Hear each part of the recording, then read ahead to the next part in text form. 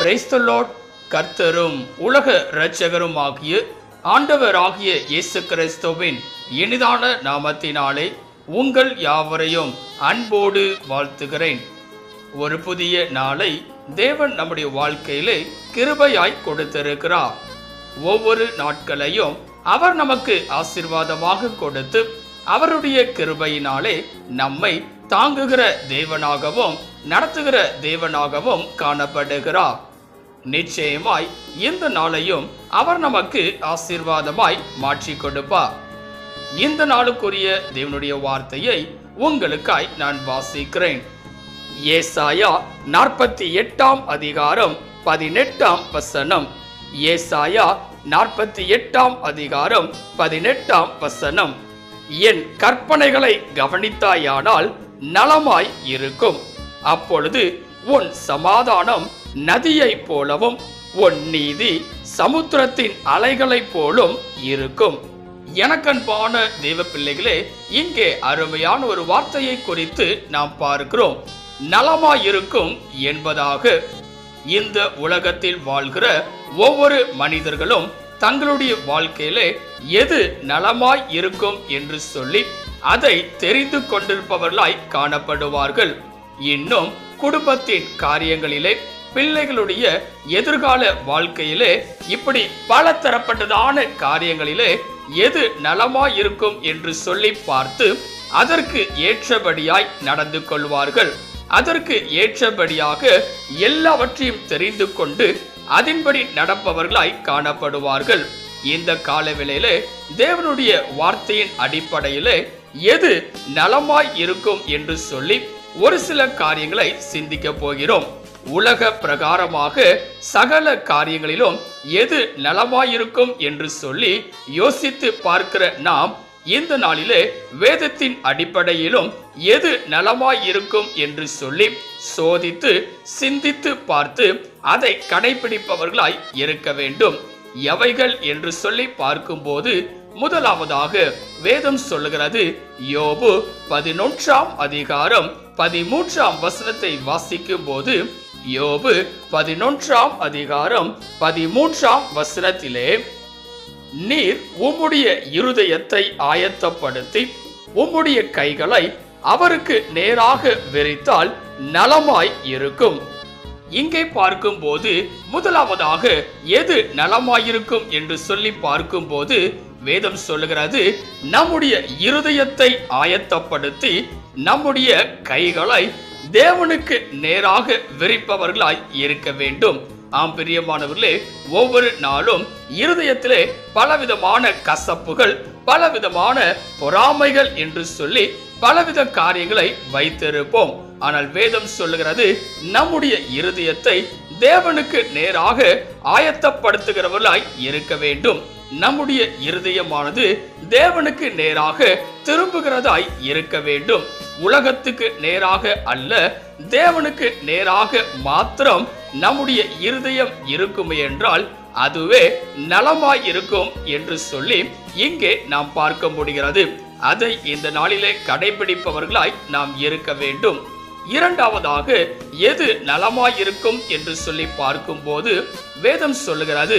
சங்கீதம் 119 அதிகாரம் 5 வசனத்தை வாசிக்கும் போது, சங்கீதம் 119 அதிகாரம் 5 வசனத்திலே, உமது பிரமாணங்களை கை கொள்ளும்படி என் நடைகள் ஸ்திரப்பட்டால் நலமாய் இருக்கும்.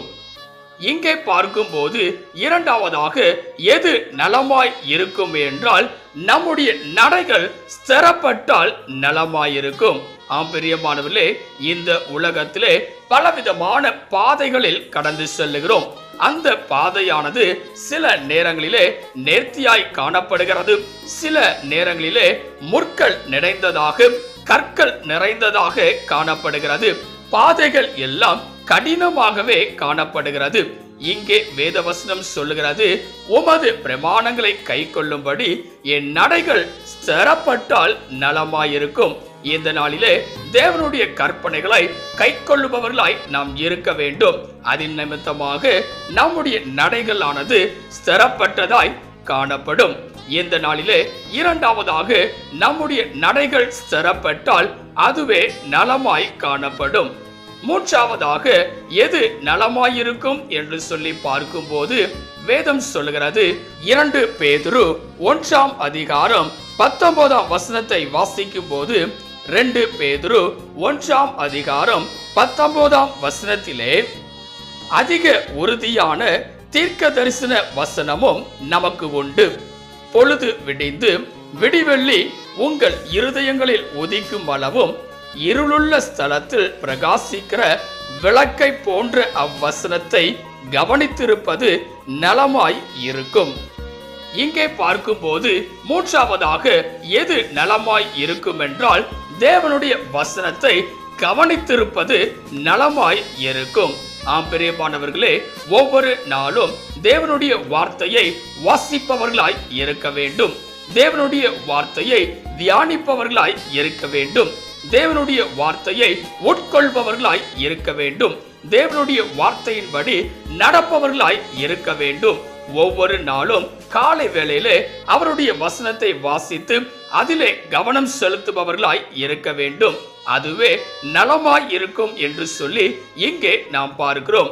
இந்த காலவெளியிலே உங்களுடைய வாழ்க்கையிலும் கூட வேத வசனத்தை வாசிப்பவர்களாய் காணப்படுகிறீர்களா என்று சொல்லி சிந்தித்து பார்ப்பவர்களாய் இருக்க வேண்டும். ஏனென்றால் அதுவே நலமான ஒரு காரியம். நான்காவதாக எது நலமாய் இருக்கும் என்று சொல்லி பார்க்கும் போது வேதம் சொல்லுகிறது. லூக்கா எழுதின சுவிசேஷம் 19ஆம் அதிகாரம் 42ஆம் வசனத்தை வாசிக்கும் போது லூக்கா 19ஆம் அதிகாரம் 42ஆம் வசனத்திலே உனக்கு கிடைத்த இந்த நாளிலாகிலும் உன் சமாதானத்துக்கு ஏற்றவைகளை நீ அறிந்திருந்தாயானால் நலமாயிருக்கும். இப்பொழுதோ அவைகள் உன் கண்களுக்கு மறைவாய் இருக்கிறது.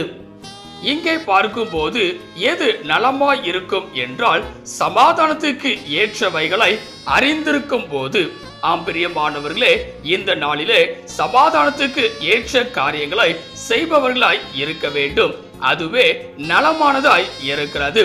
இந்த நாட்களிலே பலவிதமான சண்டைகளோடு சமாதானம் இல்லாதபடி நிம்மதி இல்லாதபடி பல மனிதர்கள் காணப்படலாம்.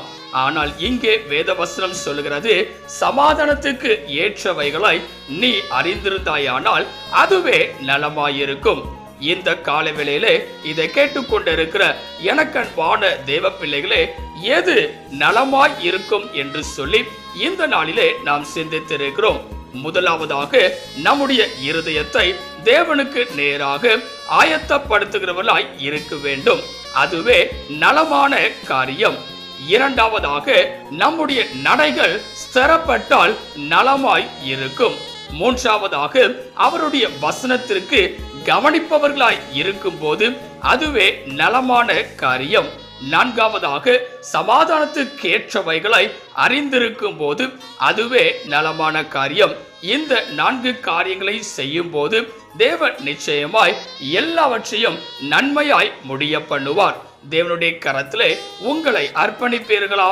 செபிக்கலாம். கிருபையும் இரக்கமும் நிறைந்த எங்கள் அன்பின் பிதாவே, இந்த ஆசீர்வதிக்கப்பட்டதான நல்ல காலை வேளைக்காய் நன்றியோடு உம்மை துதிக்கிறோம், உம்மை ஸ்தோத்தரிக்கிறோம். நீர் கொடுத்த அற்புதமான உம்முடைய வார்த்தைக்காய் நன்றி செலுத்துகிறோம்.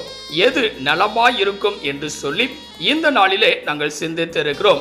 இந்த காலை வேளையிலே இதை கேட்டுக்கொண்டிருக்கிற, இதை பார்த்து கொண்டிருக்கிற ஒவ்வொரு பிள்ளைகளும் நலமான இந்த 4 காரியங்களையும் செய்து உம்முடைய கரத்திலிருந்து ஆசீர்வாதத்தை பெற்றுக்கொள்ள கிருபை தருவீராக. நீரே பெரிய காரியங்களை செய்வீராக. நீர் மாத்திரம் மகிமைப்படுவீராக. இயேசுவின் நாமத்தில் செபிக்கிறோம் எங்கள் ஜீவனுள்ள நல்ல பிதாவே, ஆமேன். கர்த்தர் தாமே இந்த வார்த்தையின் மூலமாய் உங்களை ஆசீர்வதித்து நலமான காரியங்களை செய்பவர்களாய் நாம் இருக்கும்போது தேவன் நம்முடைய வாழ்க்கையிலும் நலமான காரியங்களை, நன்மையான காரியங்களை செய்கிற தேவனாய் காணப்படுவாராக. ஆமேன். God bless you.